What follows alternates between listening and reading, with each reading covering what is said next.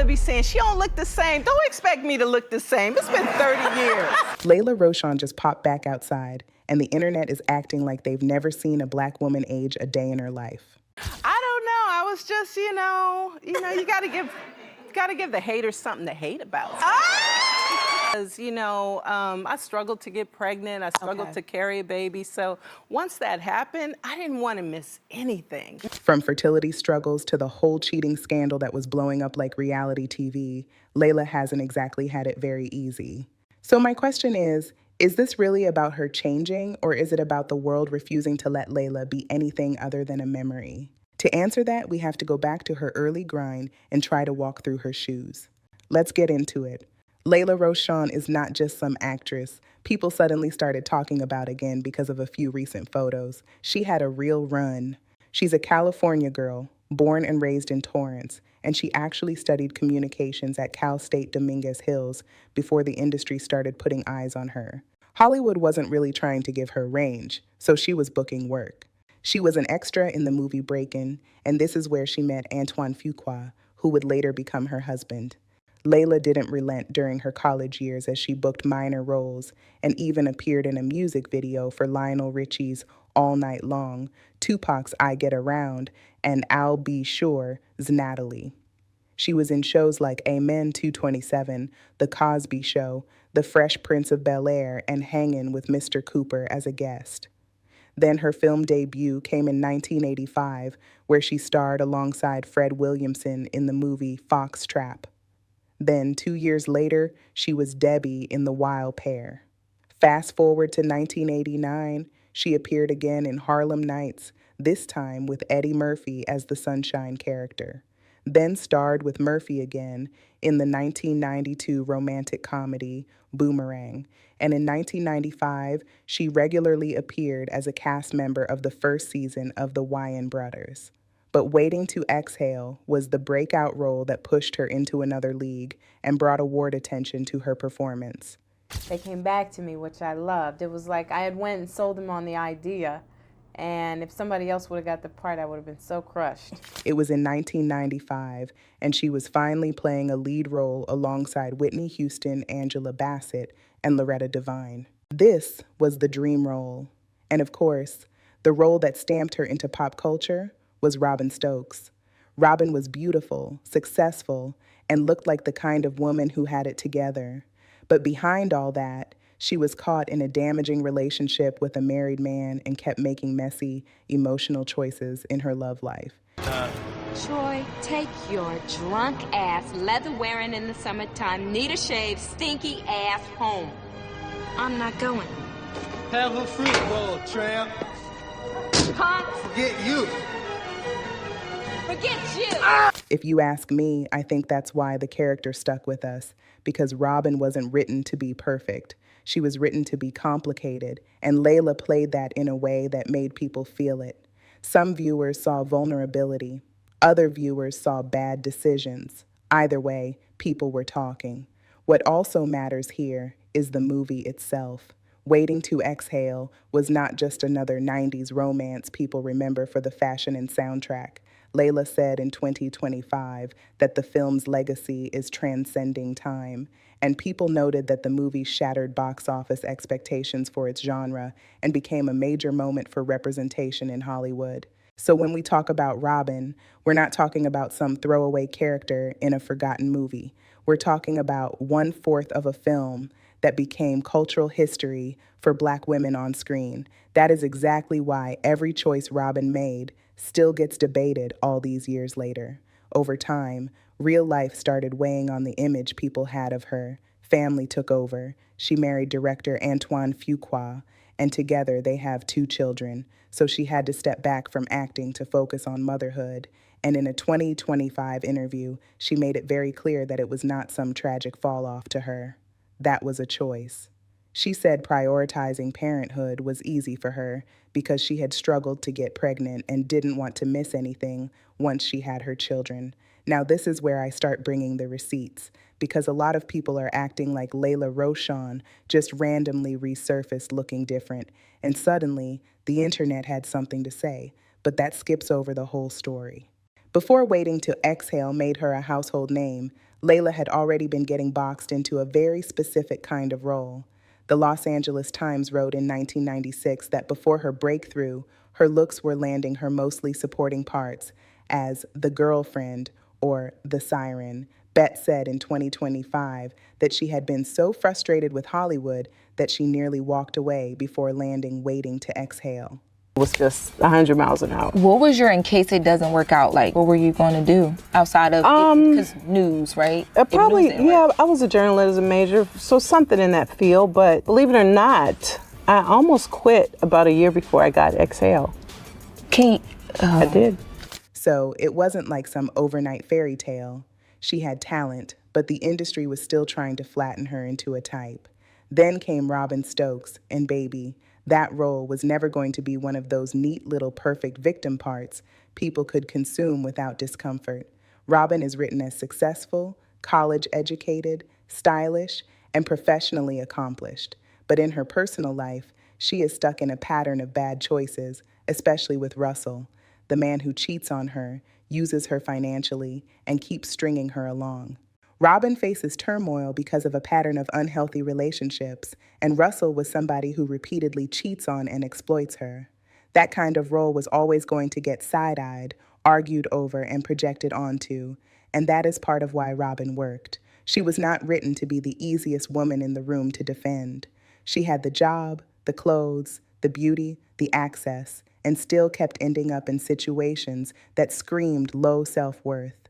Not because she was weak, but because she was human. That tension is right there in the character breakdowns. A woman bringing in major deals at work while struggling to stop choosing men who had very little to offer her beyond charm and chemistry.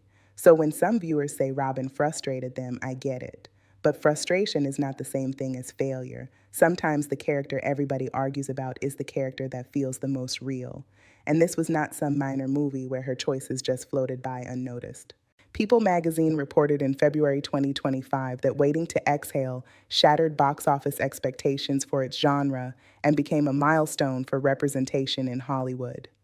BET has also called it a game changer for putting 4 African American women at the center of a major studio film and showing their struggles, friendships, triumphs, and love lives in a way mainstream cinema had not really done before. So now you see why Robin became bigger than Lela. She was part of a cultural landmark. And once a role is attached to a movie like that, people stop seeing it as just fiction and start treating it like a referendum on womanhood, desirability, judgment, all of it. Now here's another receipt people keep circling back to, the sequel that never happened. On Sherry in February 2025, Lela said there had been plans to do one, but Whitney Houston's death changed everything, and she also said Fox held the rights. I'd love to see a sequel. Is that something we can like speak into existence? Let's speak it into existence. It's never too late, right? Yeah. We were going to, and unfortunately Whitney passed, Yeah. and then, Fox has the rights. And A sequel was genuinely part of the conversation, and the fact that it never materialized only made people revisit the original even harder. When a movie becomes that beloved and then gets frozen in time, the cast gets frozen with it in the public imagination too. It doesn't stop here though, because while people were romanticizing that Waiting to Exhale era, Lela was actually living a real life that had nothing glamorous about it. Black doctor, republishing her account from the Mocha Manual, said she lost a child in the 5th month of pregnancy and later had fibroids removed before becoming pregnant again. Essence wrote in 2025 that she chose to prioritize motherhood over more film and television work and framed her return to the screen as exactly that, a return after years spent focused on family. it was actually an easy choice. Really? Because, I struggled to get pregnant. I struggled to carry a baby. So once that happened, I didn't want to miss anything. And, it's just, they're my best production. So while the public was preserving this old image of Robin Stokes and Amber, Lela was dealing with grief, fertility, motherhood, and the kind of life changes that naturally pull a woman away from Hollywood's beauty machine expectations. I need y'all to sit with that for a second.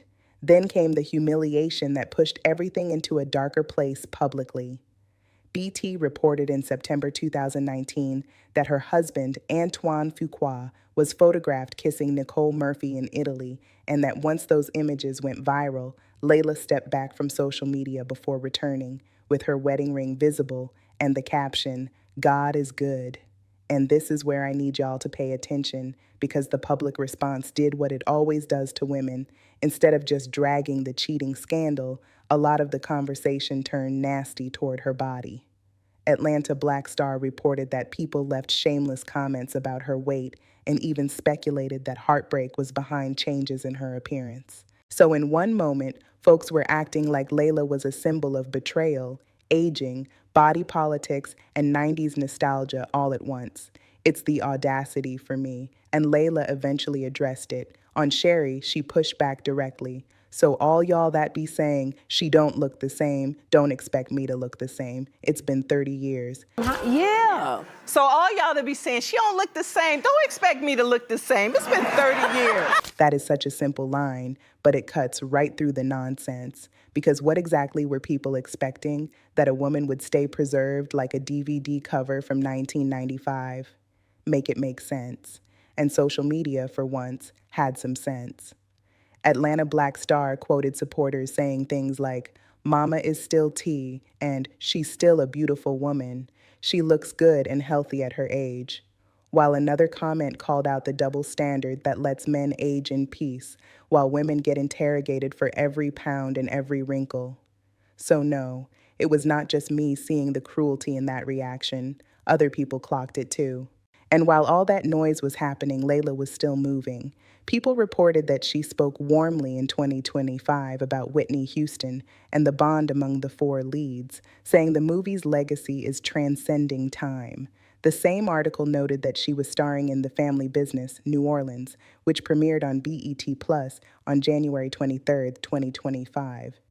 BT also highlighted her return, describing her as reflecting on Hollywood struggles, nearly walking away before waiting to exhale and stepping back into the spotlight with a new role.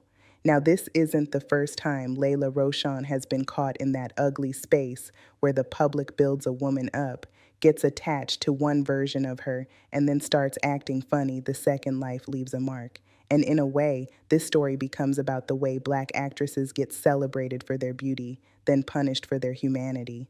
So when people say the transformation chatter is just harmless nostalgia, I don't buy that, because nostalgia is one thing. Freezing a woman in time is another. In 2025, Lela pushed back directly at criticism over her appearance and said people should not expect her to look the same 30 years after waiting to exhale. In and out, because my daughter that I had in the movie would be 30 now. Yes, so about the same height. Yeah. So all y'all that be saying she don't look the same, don't expect me to look the same. It's been 30 years. And when you consider the fact that she was facing motherhood, it's kind of lazy when those who know Robin ask what happened to her. What happened is that she lived. She got older. She chose family. She moved through real life instead of staying preserved inside one movie poster from the mid-90s. And this actually tracks with how women in Hollywood get discussed all the time. Their worth gets tethered to whether they can still mirror the fantasy people first fell in love with. Now let me walk y'all through another part of the pattern, because this is where it gets more painful. Lela has spoken publicly about losing a pregnancy in the 5th month and later dealing with fibroids before eventually becoming a mother. Then, years later, when Antoine Fuqua was photographed kissing Nicole Murphy in Italy in 2019, the scandal did what scandals like that always do. It pulled public attention back to the wife's body, the wife's age, the wife's appearance, as though her husband's actions needed to be explained through her face or figure. And this is where I need y'all to pay attention, because the public response tells on itself. When a man cheats, a lot of people still somehow find a way to turn the conversation into an audit of the woman beside him. Then, if she gains weight, ages, steps back from the spotlight, or stops packaging herself for public consumption, suddenly, folks act like she failed some invisible test. But Lela didn't sit back. She rejected the whole premise and, with a stunning, refined beauty, pushed back that she doesn't owe the public eternal youth. And supporters clearly saw that, because coverage of her Sherry appearance highlighted praise from fans who were saying she looked healthy, happy, and still beautiful. Users on social media left comments such as, "Glad to see Lela and still a beauty. This woman is 61 years old, folks. She is unmistakably beautiful." People were shaming Lela for gaining weight and calling her washed up. She looks great. I'm glad she is back acting. But here's the thing, she did come back to work. She starred in BET Plus's The Family Business New Orleans as Big Shirley Duncan, and the series premiered January 23rd, 2025. So the narrative is not she disappeared. The narrative is she lived, stepped back, and returned on her own timing. And when she addressed the "she doesn't look the same" comments, the message was basically, why would I? It's been decades. So what do I think about all this? I think the stunning transformation conversation is doing what the internet always does. It's treating a whole human life like a before and after photo. Because if we're being real, Lela Rochon didn't transform into anything other than a woman who kept living. She's not a frozen screenshot from Waiting to Exhale. She's not Robin Stokes. She's a person who had a career peak, stepped back from motherhood, survived loss, took hits publicly, and still found her way back to the screen. And what's wild is the same people who praise Waiting to Exhale as this iconic Black woman moment will turn around and nitpick one of the women who helped make that moment iconic because she doesn't look like 1995 anymore. Make it make sense. Now, I'm not saying everybody commenting is coming from a mean place. Some of it is nostalgia. Some of it is genuine surprise. But I am saying the energy gets weird fast because the conversation always slides from, wow, she looks different, to what happened to her, as if aging, weight changes, motherhood, grief, and stress are some shocking scandal. If you want me to cover more Waiting to Exhale tea, tell me who you want next. Make sure you like, subscribe, and I'll see y'all in the next one. Bye.